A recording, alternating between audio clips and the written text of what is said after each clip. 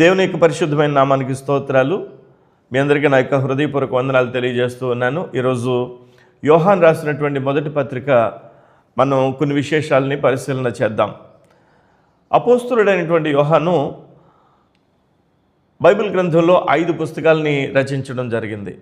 ఈ 5 పుస్తకాలు ఏంటంటే యోహాను సువార్త, యోహాను రాసినటువంటి మొదటి పత్రిక, యోహాను రాసినటువంటి రెండవ పత్రిక, యోహాను రాసినటువంటి మూడవ పత్రిక మరియు ప్రకటన గ్రంథము. ఈ 5 పుస్తకాలని అపోస్తలుడైనటువంటి యోహాను బైబిల్ గ్రంథంలో రచించినట్లుగా మనం చూడగలుగుతాం. యోహాను ఎవరు అని మనం ప్రశ్న వేసుకున్నట్లయితే, ఈ యోహాను యాకోబు యొక్క సహోదరుడు, జబదయి యొక్క కుమారుడు. యాకోబు యొక్క సహోదరుడు, జబదయి యొక్క కుమారుడు. వీరి యొక్క తల్లి సలోమి. అయితే యాకోబుకి యోహానికి ప్రభువైనటువంటి యేసుక్రీస్తు బోయనెర్గసు అనేటువంటి పేరు పెట్టడం జరిగింది. ఊరిమిడివారు. ఎందుకు ఈ యోహాను ఎవరంటే ఇంకా మనం క్లియర్గా అర్థం చేసుకోవాలంటే, బాప్తిస్మ ఇచ్చి యోహాను యొక్క శిష్యులు ఈ యోహాను యాకోబులు. బాప్తిస్మ ఇచ్చి యోహాను యొక్క శిష్యులు ప్రభువైనటువంటి యేసుక్రీస్తు దగ్గరకు బాప్తిస్మ ఇచ్చి యోహాను దగ్గర నుండి రావడం జరిగింది. బాప్తిస్మ ఇచ్చి యోహాను ప్రభువైనటువంటి యేసుక్రీస్తుని చూపించి, ఇదిగో దేవుని యొక్క గొర్రెపిల్ల, ఇదిగో లోక పాపములను మోసుకుని పోవు దేవుని గొర్రెపిల్ల అని చెప్పి వారికి యేసును పరిచయం చేయడం జరిగింది. యేసు దగ్గరికి యాకోబు, యోహాన్లు రావడం జరిగింది. మనం ఈ విషయాన్ని యోహాను సువార్త మొదటి అధ్యాయం 35 నుండి 37వ వచనం వరకు చూస్తే మనకు అర్థమవుతుంది. అదేవిధంగా అపోస్తలుడైనటువంటి ఈ యోహాను వ్రాసినటువంటి ఈ 5 పుస్తకాలలో అద్భుతమైనటువంటి యేసుక్రీస్తు యొక్క వివరణ మనకి అందించబడింది. యేసుక్రీస్తు ఎలా జీవించాడు, యేసుక్రీస్తు మనలో ఎలా జీవిస్తారు, యేసుక్రీస్తు రాబోయే కాలంలో మనల్ని ఎలా జీవింపజేస్తారు, ఈ 3 విషయాలు కూలంకుషంగా బైబిల్ గ్రంథంలో మానవాళికి అందించినటువంటి భక్తుడు అపోస్తలుడైనటువంటి యోహాను. యేసుక్రీస్తు యొక్క శిష్యులలో 12 మంది శిష్యుల్లో ఒక్కడు. రోమా చక్రవర్తి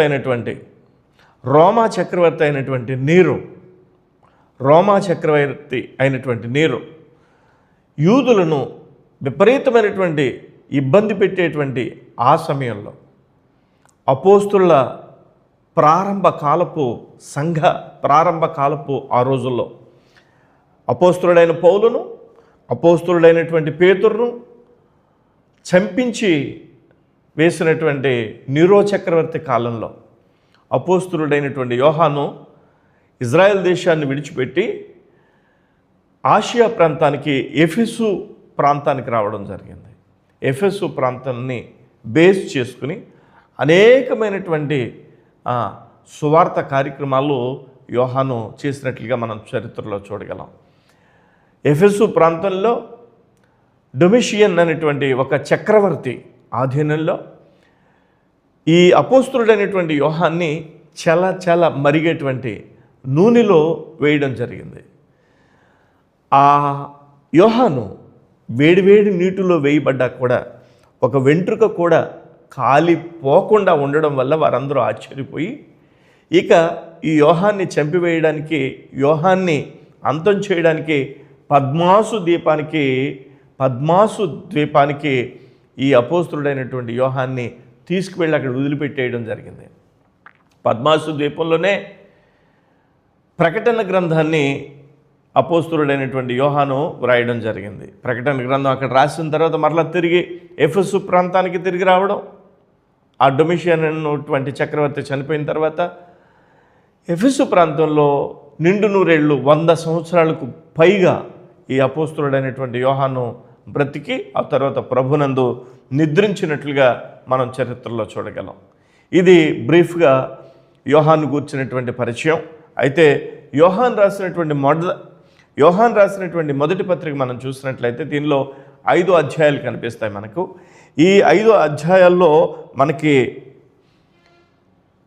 5 అధ్యాయాలు కనిపిస్తాయి. ఆ 5 అధ్యాయాల్లో 105 వచనాలు కనిపిస్తాయి మనకి.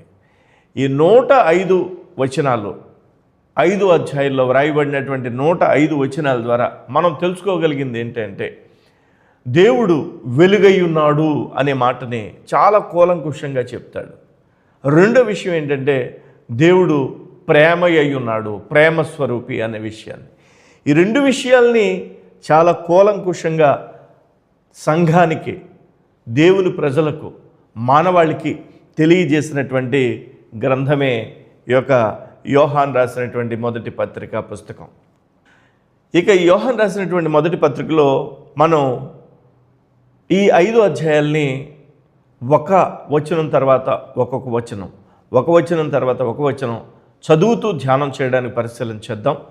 ఈ సిరీస్ మీరు తప్పకుండా ఫాలో అవ్వండి, దేవుడు మిమ్మల్ని ఆశీర్వదిస్తారు. యోహాన్ రాసినటువంటి మొదటి పత్రిక మొదటి అధ్యాయం మొదటి వచనం చదువుతున్నాను. జీవవాక్యమును గూర్చినది ఆది నుండి ఏది ఉండెనో మేమేది వింటుమో, కన్నులారా ఏది చూచితమో, ఏది నిదానించి కనుగొంటిమో, మా చేతులు దేనిని తాకి చూచెనో అది మీకు తెలియజేయుచున్నాము. సాధారణంగా ఏ పత్రికైనా మనం చూసినప్పుడు పలానా వారికి, పలానా సంఘం వారికి, పలానా ప్రాంతం వారికి రాసినటువంటి పత్రికగా మనం చూస్తూ ఉంటాం. కానీ యోహాన్ రాసినటువంటి పత్రిక ఎవరికి వ్రాయబడింది అనే ప్రత్యేకమైనటువంటి విషయం తెలియజేయబడలేదు. కానీ సార్వత్రిక సంఘానికి ఈ పత్రిక ద్వారా చాలా చాలా ఉపయోగకరమైనటువంటి విషయాలు ఉన్నాయి అన్నమాట వాస్తవం. అయితే దేవుని యొక్క వాక్యంలో మనం మొదటి వచనాన్ని చూసినప్పుడు జీవవాక్యమును గూర్చినది, దేనిని గూర్చినది? తనను గూర్చింది కాదు, తన యొక్క వ్యక్తిగత పరిస్థితులను గూర్చినది కాదు, తన కుటుంబం గురించి కాదు, తన వ్యక్తిగత సాక్ష్యాన్ని గూర్చింది కాదు. ఈ పత్రిక వ్రాస్తుంది జీవవాక్యమును గూర్చినది. ఈ పత్రికలో మనం పరిశీలన చేసినప్పుడు జీవవాక్యమును గూర్చినటువంటి పరిపూర్ణ విషయాలు మనం అవగాహన చేసుకునేవడానికి అవకాశం ఉంది. జీవవాక్యమును గూర్చింది ఆది నుండి ఏది ఉండెనో. యోహాను సువార్తలో మొదటి అధ్యాయం మొదటి వచనం ఏమని ఉంటుంది? ఆది యందు దేవుని వాక్యం ఉండెను, వాక్యము దేవుని యొద్ద ఉండెను, వాక్యము దేవుడై ఉండెను. ఆది యందు దేవుని యొక్క వాక్యం ఉండెను. ఇక్కడ ఎలా రాస్తున్నాడంటే, యోహాను రాసినటువంటి మొదటి పత్రిక మొదటి వచనంలో జీవవాక్యమును గూర్చినది ఆది నుండి ఏది ఉండెనో, ఆది నుండి ఏది ఉన్నదో అది యోహాను రాసినటువంటి యోహాను సువార్తలో తెలియజేశాడు. యోహాను ఆది యందు దేవుని యొక్క వాక్యం ఉండెను, ఆది యందు ఉన్న దేవుని యొక్క వాక్యము ఆది నుండి ఏది ఉండెనో, మేమేది వింటిమో, ఏ వాక్యాన్నైతే మేము విన్నామో, కన్నులారా ఏది చూచితమో, ఏ వాక్యమైతే శరీరధారిగా ఈ లోకానికి వచ్చిందని యోహాను సువార్తలో మొదటి అధ్యాయంలో తెలియజేశాడు యోహాను, ఆ శరీరధారిగా వచ్చిన ప్రభు అయిన యేసుని మేము కన్నులారా చూసాము. కన్నులారా ఏది చూచామో, ఏది నిదానించి కనుగొన్నామో, మేము ఏదో కంగారుగా ఏదో పరచబడి మేము యేసుక్రీస్తు ప్రభుని వెంబడించలేదు. మేము ఏది నిదానించి కనుగొన్నామో, మా చేతులు దేనిని తాకి చూచెనో, ఏ భౌతిక దేహాన్నైతే మా చేతులు తాకినవో అది మీకు తెలియజేయుచున్నాము అని ప్రారంభించాడు. చూడండి ఎంత స్పష్టంగా తన యొక్క వివరణ ఇస్తున్నాడు. జీవవాక్యమును గూర్చినటువంటి విషయాలు చెప్తూ మేము ఏది విన్నామో, ఏది కనుగొన్నామో, మేము ఏది విన్నామో, ఏమి చూసామో, ఏమి కనుగొన్నామో, దేనిని తాకినదో మా చేతులు, దానిని మేము వివరిస్తున్నాం, దాన్ని మీకు తెలియజేస్తున్నాం అని చెప్పి ప్రారంభిస్తున్నాడు. ఆ జీవము ప్రత్యక్షమాయను, తండ్రి యొద్ద ఉండి మాకు ప్రత్యక్షమైన ఆ నిత్య జీవమును మేము చూచి ఆ జీవమును గూర్చి సాక్ష్యం ఇచ్చుచు దానిని మీకు తెలియపరచుచున్నాము. మేము దేని గురించి మాట్లాడుతున్నామో తెలుసా? జీవము ప్రత్యక్షమైంది, జీవము ప్రత్యక్షమైంది. తండ్రి వద్ద ఉండి మాకు ప్రత్యక్షమైన ఆ నిత్య జీవమును మేము చూచాం. ఎవరిలో చూసాం? యేసు ప్రభునందు చూసాం. యేసులో చూచి ఆ జీవమును గూర్చి మేమేం చేస్తున్నామంటే సాక్ష్యమిస్తున్నాం, దానిని మీకు తెలియపరచుచున్నాము. 3వ వచనం, మాతో కూడా మీకును సహవాసము కలుగునట్లు మేము చూచిన దానిని వినిన దానిని మీకును తెలియజేయుచున్నాము. దేనినైతే మా చేతులు తాకినాయో, దేన్నైతే మేము చూసామో, దేన్నైతే మేము నిదానించి కనుగొన్నామో, దేన్నైతే విన్నామో, మాతో మీకు కూడా సహవాసం కలగడానికి ఈ విషయాలు మీకు తెలియజేయుచున్నాము.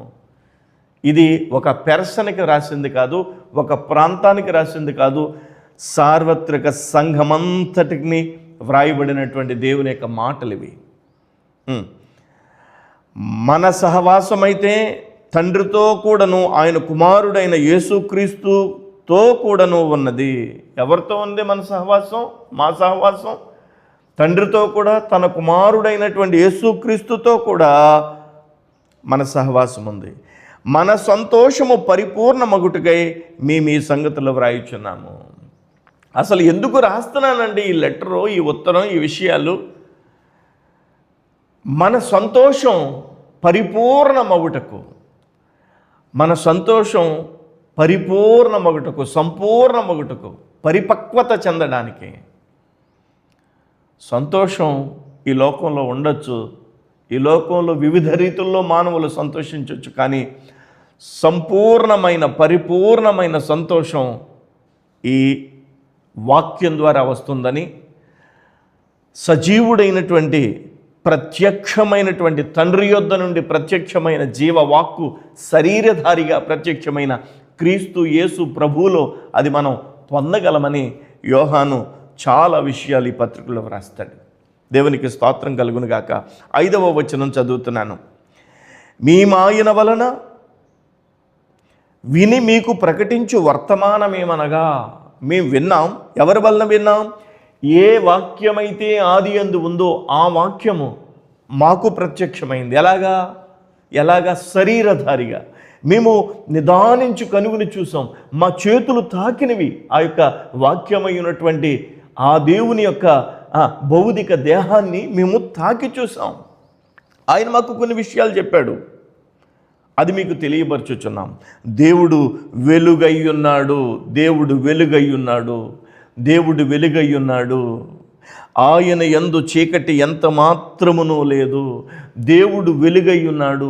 ఆయన ఉన్న చోట వెలుగుంటుంది, వెలుగు ఉన్న చోట చీకటి పారిపోతోంది. వెలుగుగా ఆయనని ఈ యోహాను అభివర్ణిస్తున్నాడు. మన దేవుడు వెలుగై ఉన్నాడు.